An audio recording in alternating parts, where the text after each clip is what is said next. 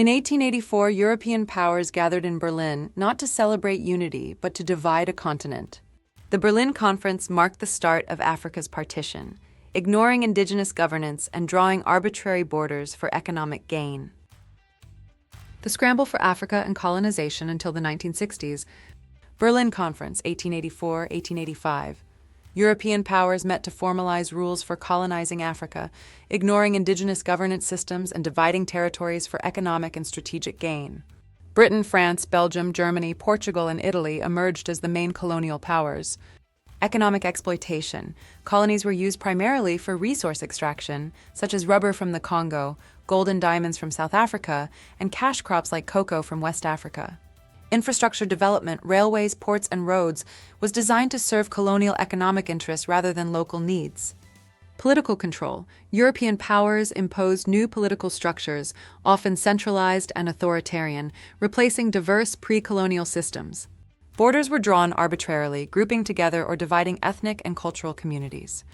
Cultural impact. Colonizers introduced European languages, education systems, and religions, which often eroded indigenous traditions. This cultural reshaping created new elites but also contributed to identity conflicts. Resistance and early nationalism. African resistance movements began during the colonial era, such as the Maji Maji Rebellion in German East Africa and the Herero and Namakwa uprisings in Namibia. By the mid-20th century, political movements for independence grew stronger, driven by leaders like Kwame Nkrumah in Ghana and Jomo Kenyatta in Kenya. Towards independence, 1945-1960s. World War II weakened European powers economically and politically, accelerating decolonization.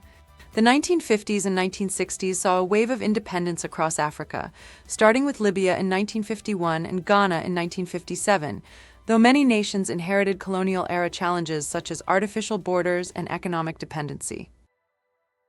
In conclusion, the scramble for Africa and subsequent colonization reshaped the continent's borders, governance, and economies.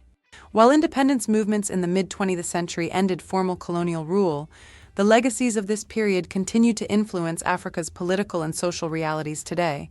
Thank you for joining us.